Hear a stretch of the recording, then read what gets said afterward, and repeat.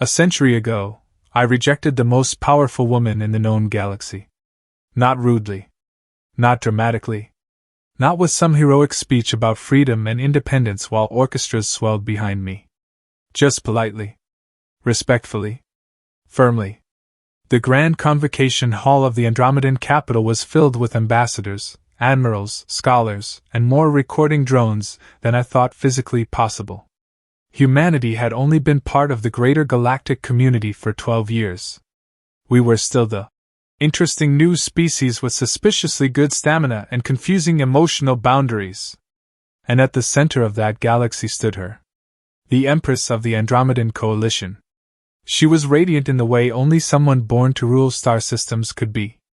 Not just beautiful, though she was that by any standard, but composed. Controlled.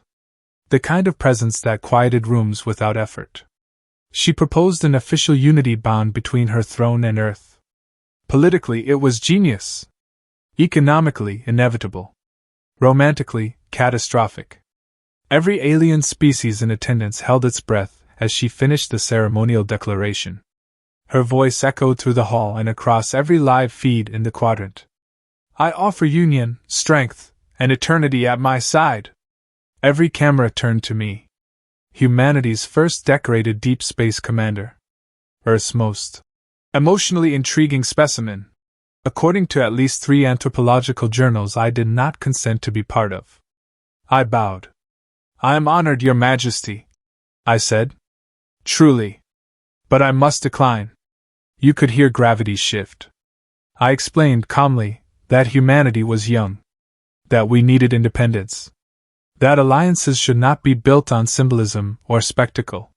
That personal commitment, in any species, should be mutual and unpressured. It was diplomatic. Thoughtful. Sincere. Apparently, it was also the most seductive thing anyone in the galaxy had ever witnessed. The Empress did not look insulted. She did not look angry. She studied me for a long moment, eyes unreadable. Then she turned to the assembly and declared, "The human performs the ritual of sacred restraint." I did not know that was a thing. It wasn't. Until that moment. Within weeks, alien sociologists began publishing papers. Theories spread like solar flares. Humans express dominance through refusal. Emotional denial as hierarchical assertion. Courtship via disciplined detachment. Entire universities added new departments. Human resistance dynamics. Advanced refusal psychology. One prestigious academy introduced a masterclass titled, How to Break the Human. I wish I were joking. I tried to correct the misunderstanding. Publicly. Privately. Through official channels. It wasn't a ritual, I said in interviews. It was just a no. But the more calmly I denied intent, the deeper the myth grew. Because in many advanced species, power is proven through acquisition. Through claiming. Through visible victory. Refusal, especially calm refusal, was incomprehensible. And incomprehensible things become fascinating. Over the next decade, I declined 12 noble proposals, for military alliances disguised as romantic offers, and one dramatic duel invitation from a warrior queen who believed defeating her in combat would unlock my emotional surrender. I didn't fight her. I recommended mediation. That apparently made it worse. Over time, I stopped attending galactic functions. I volunteered for long-duration exploration missions beyond map systems. Charting nebulae was significantly less exhausting than navigating flotation from beings who could bench-press armored vehicles. 100 years passed. Humans aged differently thanks to medical advancements and extended space adaptation protocols. I was older, yes. But to most species, I looked exactly as I had that day in the convocation hall. The legend did not age. They called me many things. The one who cannot be impressed. The Wall of Earth. The Calm Storm. There were documentaries about me. Dramatized holo-series. Academic symposiums dissecting my posture during the rejection. One scholar wrote a 600-page thesis analyzing the micro-expression I made before saying, "Decline." She concluded it was predatory stillness. It was indigestion. And through all of it, I remained single. Not because I despised romance. Not because I was incapable of love. But because I refused to be turned into a trophy. Refusal, I learned, is intoxicating in cultures addicted to conquest. The more I declined, the more valuable I became. The human who resisted became the ultimate prize. A century after the incident, I returned from a 70-year deep exploration mission. No politics. No ceremonies. Just data logs and the promise of a quiet cup of coffee on the Coalition capital before heading back to Earth. My ship docked without incident. For approximately 40 seconds. Then the welcoming committee arrived. 14 diplomatic envoys. 3 noble houses bearing ceremonial banners. 2 high-ranking admirals in formal armor. And 1 trembling scholar clutching what appeared to be a manuscript thicker than a ship's engine core. As the docking bay doors opened, a synchronized line of alien dignitaries bowed. Flash drones hovered like metallic insects, broadcasting my first public appearance in decades. I stepped down the ramp slowly. Someone in the crowd whispered, "He has not changed." Another voice answered, "Of course not. Discipline preserves." A noblewoman stepped forward first, radiant and confident. "Commander," she purred, "it has been a century. Surely time has softened your resolve." "I'm here for coffee," I replied. She inhaled sharply, as though I had recited forbidden poetry. Behind her, 2 others straightened their posture, eyes gleaming with competitive fire. The scholar dropped her manuscript in shock. "He seeks simplicity," she whispered reverently. "Ascetic desire suppression." I closed my eyes briefly. 100 years. 1 polite refusal. And somehow, I had become the final boss of galactic romance. Security forces attempted to clear a path, but more representatives poured into the docking bay. Someone began chanting in a dialect I recognized as ancient Andromedan ceremonial speech. My wristcom pinged with 17 incoming formal proposals. I had been on the planet for less than 3 minutes. I looked up at the vaulted ceiling of the docking structure and exhaled. "I just want coffee," I muttered to no one in particular. Across the bay, at the far end beyond the crowd, a tall, composed figure watched silently from a private balcony. The Empress. Still regal. Still unreadable. Her gaze did not carry obsession. It carried curiosity. And perhaps something else. The crowd surged again, hopeful, electric, determined. A century of denial had not discouraged them. It had only sharpened the chase. And as the first ceremonial invitation was thrust into my hands, I realized something unfortunate. I had not returned to a quiet galaxy. I had returned to open season. I should have left the planet immediately. That was my first mistake. My second mistake was assuming that the welcoming committee had been the peak of the absurdity. It was not. The pirate ambush happened 3 days later. I was finally seated in a quiet sky cafe overlooking the lower rings of the capital, holding what I had fought through half the docking bay to obtain, a simple cup of Coalition Standard roasted stimulant. It wasn't quite coffee, but it was close enough to make me nostalgic. The explosion shattered 3 windows and half the skyline. Sirens blared. Civilians screamed. A sleek black assault cruiser descended through the traffic lanes, weapons glowing in dramatic crimson arcs. Armored boarding pods slammed into the cafe terrace, scattering tables and decorative luminescent plants. I didn't even flinch.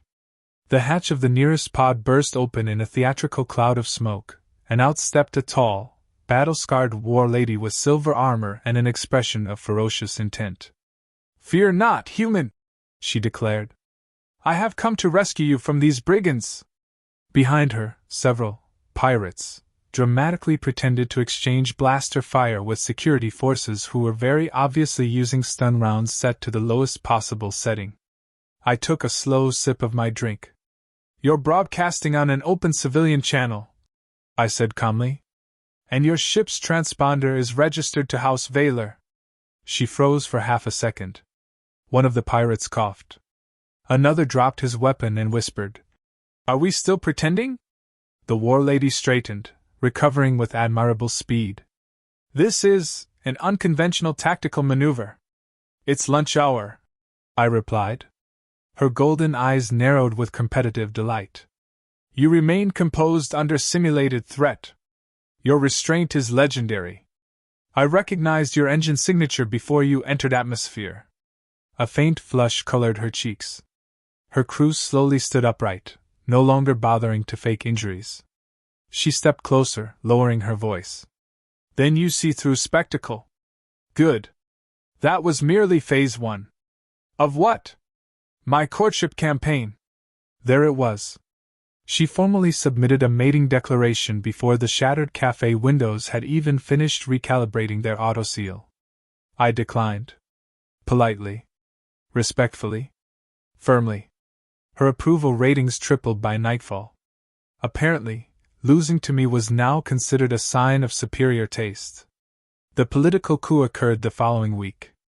I was summoned, without explanation, to the Planetary Council chamber. By the time I arrived, banners of House Seralith hung from every balcony. Council members were being escorted out with surprising politeness by armed guards wearing ceremonial colors. At the center of the chamber stood a noblewoman in flowing crimson robes, chin lifted in triumph. I have dissolved the corrupt council, she announced as I entered. I now rule this world. That seems excessive, I said. She descended the steps slowly, gaze locked onto mine. Power recognizes power. I have conquered a planet. Now I seek the human. You destabilized a regional government, I replied evenly. For flirting? For destiny, she corrected. I don't do destiny. The chamber fell silent. Her expression shifted, not anger, not embarrassment, but fascination. You refuse conquest again. I refuse being conquered, I said. There's a difference.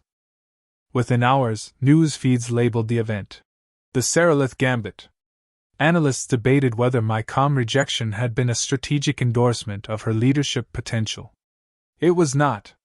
I recommended reinstating the council.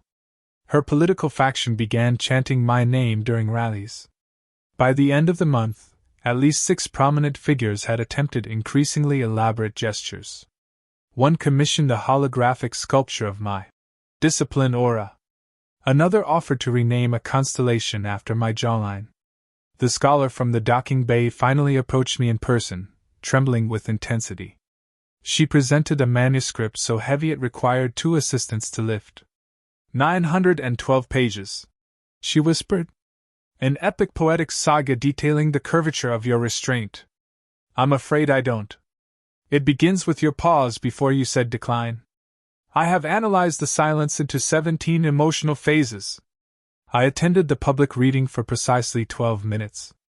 She wept when I applauded. Book sales surged across the quadrant.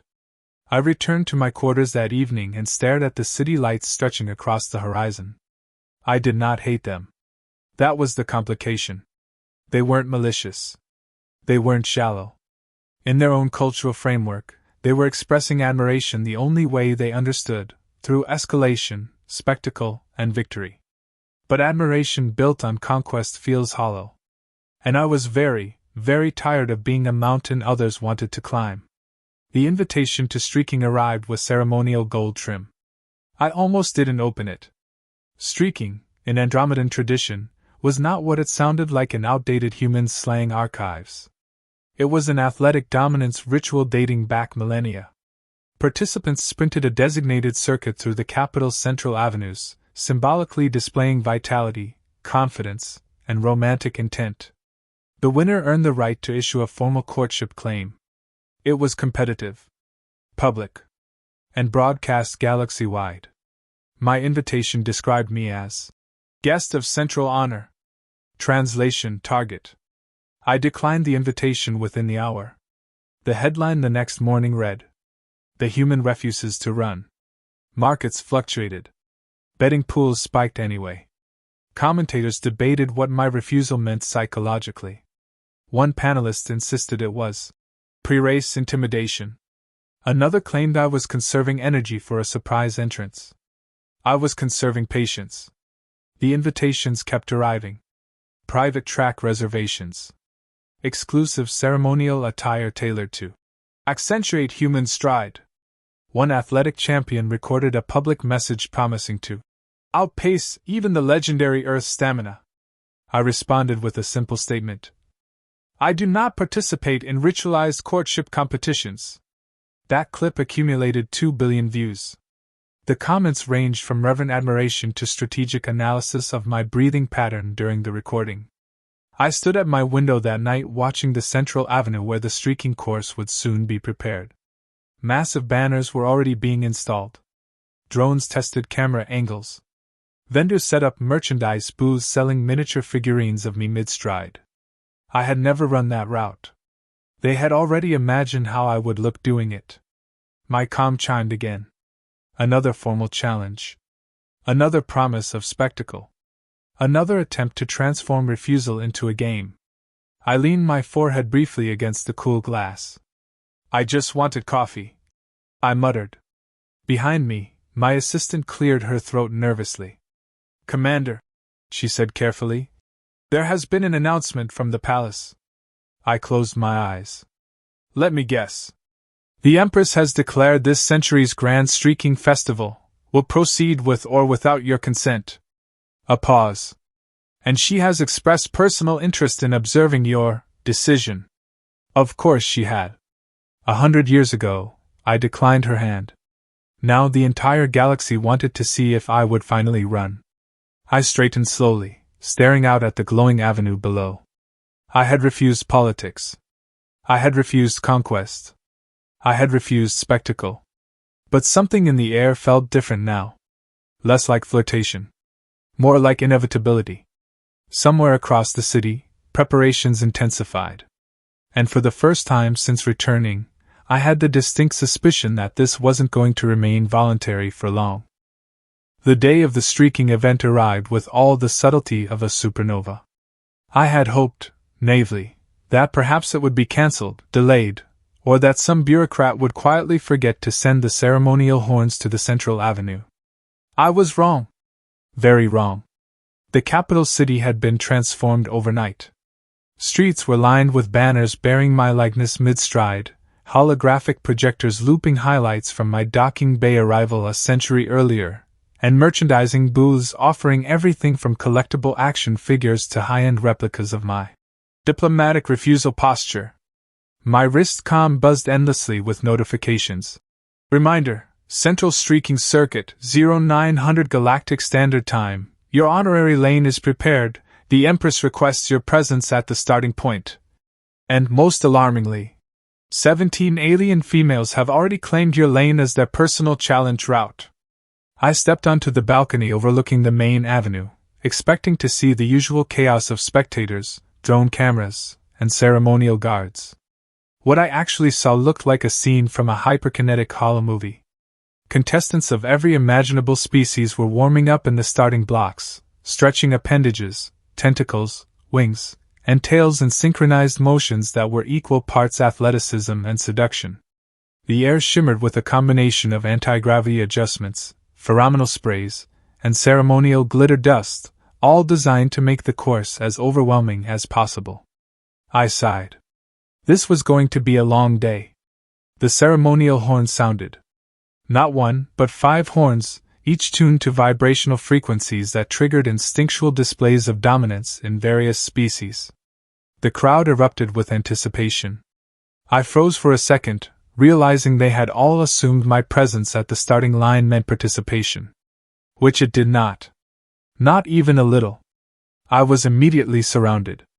A trio of silver-scaled Andromedan warriors blocked my exit, smiling politely but firmly.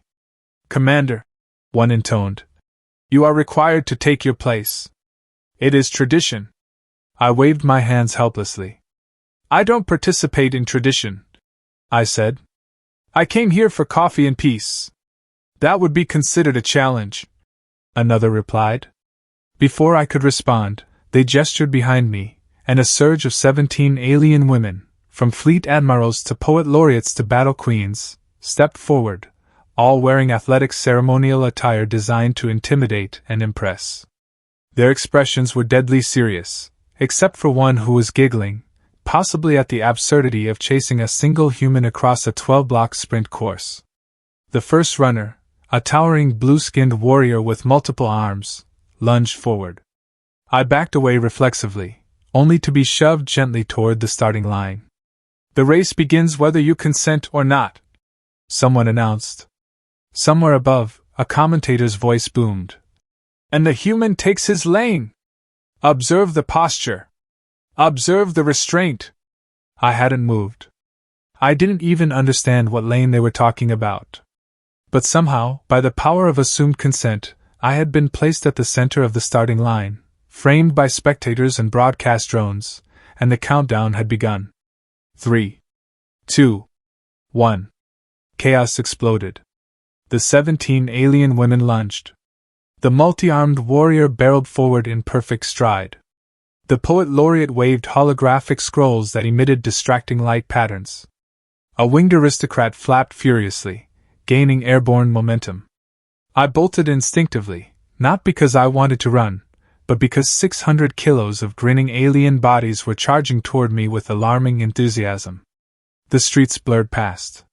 Drone cameras tracked my every step. Hollow banners looped in real time, making it appear as if I were leading a procession, which I was not. My legs burned, lungs protested, but my internal monologue remained unnervingly calm. "Just keep going. Avoid collisions. Do not negotiate emotional surrender. Coffee exists at the end of this." Spectators cheered. Betting pools erupted. Alien commentators analyzed my stride, noting that my posture radiated both fearlessness and strategic avoidance, a combination they had never recorded before. "Observe how the human runs without desperation," one commentator marveled. "Observe how he refuses to dominate yet evades capture with effortless grace." I rounded the first corner. A street vendor tripped over a ceremonial banner, narrowly missing a competing athlete whose 6 arms flailed unpredictably. The poet's holographic scroll caught in a gust of wind and wrapped around my ankles. I yanked free, trying not to break stride, though I had no real stride. Then came the Empress's observation post. From the balcony above, she watched silently, regal as ever, her eyes narrowing in that way that made everyone else's chaos seem irrelevant. For the first time, I felt something shift. The surge of competitive aggression around me slowed. Not in reality. Everything was still happening at breakneck speed, but in her gaze, there was comprehension. I wasn't performing, I wasn't playing games, I wasn't trying to impress. I was just running. And that, apparently, was magnetic. The winged aristocrat tried to overtake me mid-block. I sidestepped, using what humans might call basic evasive maneuvers. She tumbled into the holographic scroll of the poet, creating an explosion of light and color. The crowd gasped. Analysts paused their commentary. Someone in the bleachers fainted from sheer spectacle. I rounded the final corner. Still no coffee. Still no control over the narrative. Yet something remarkable was happening. The alien women were no longer chasing aggressively. They were following the flow, mesmerized. My refusal to fight, to conquer, to engage theatrically had reframed everything. The human who could not be impressed had not only survived but redefined the contest simply by existing. The finish line approached, and I slowed just slightly, not to win, but because the city had ceased being an obstacle course and had become a gallery. People stared. Drones hovered. Bystanders murmured reverently. And from her balcony, the Empress leaned forward, her eyes meeting mine with unmistakable clarity.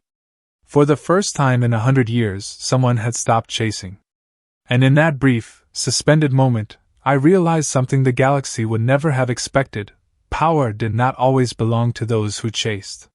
Sometimes, it belonged to the one who simply refused to play the game, who walked, or ran, on their own terms, unbothered, unbroken, and entirely human. I crossed the finish line. No dramatic pose. No declaration. Just a simple step forward, a deep breath, and the faintest sense that maybe, finally, the century-long chase might be over. Yet, somehow, I knew it wasn't. Not entirely. The galaxy was still watching. When I slowed to a stop, the crowd erupted, not in jeers, not in disappointment, but in a kind of stunned reverence that only a century-long chase could produce. Cameras whirred and hollow feeds streamed live to the farthest sectors of the galaxy. Analysts, philosophers, and commentators alike struggled to find words for what had just happened. I, meanwhile, was panting, sweaty, and still very much wishing for that elusive cup of coffee. The Empress descended from her balcony without ceremony. She didn't stride. She didn't call for fanfare. She simply walked down the quiet side corridor of the arena, her presence immediately commanding silence among the throngs of spectators. For a moment it felt surreal, her figure calm, composed, and unhurried, while behind her, the city seemed to pulse with 100 different stories all revolving around me. She stopped a mere meter away, eyes steady, studying me without the slightest hint of judgment or expectation. It was the first time in 100 years that someone wasn't trying to chase me, capture me, or turn my refusal into a spectacle. She simply observed. "Why do you refuse?" she asked, voice low enough that only I could hear. No cameras, no ceremonial horns, no flashing drones, just a simple question. I exhaled, realizing how much I had been carrying for a century. "Because I won't be won like territory," I said. Simple, honest, unembellished. I wasn't performing. I wasn't impressing. I wasn't entertaining. I was stating a principle I had lived by for 100 years. Human choice is not a game. Emotional surrender is not a contest. My autonomy is mine. For a long moment, the Empress said nothing. The crowd's chatter and drone hum seemed to fade. She tilted her head, considering. Not as a ruler analyzing strategy, but as someone genuinely trying to understand another being. It was an intimacy I hadn't felt in decades. "You value choice over conquest," she finally said. "You value freedom over ritual. That is rare." "Yes," I replied. "And it's tiring. I've spent a century being an accidental trophy." She smiled faintly. Not coyly. Not flirtatiously. Just a soft acknowledgement of the truth. "Then walk with me," she said. It was the most unexpected invitation of my life. Not to a race. Not to a ceremony. Not to a test of endurance, beauty, or strategy. Just a walk. Side by side, two beings moving together in mutual respect. As we stepped into the quiet avenue, the city around us remained strangely suspended. Drones hovered in the air, ready to broadcast, but no one moved forward aggressively. Alien spectators, once ready to cheer or jeer, simply watched. The humans, a handful who had accompanied me, blinked in disbelief. 100 years of spectacle had culminated in this quiet, deliberate, unassuming act. We passed banners, holograms, and souvenir kiosks that had once glorified the chase. They were still there, of course, remnants of tradition and absurdity, but somehow they felt different now. They weren't trophies. They were markers of a journey that finally ended. The Empress didn't say much. Neither did I. Words felt unnecessary. The galaxy had spent a century defining me as the human who resisted. But in this moment, I realized that legend had been a burden, not a truth. My worth wasn't in being chased or admired from a distance.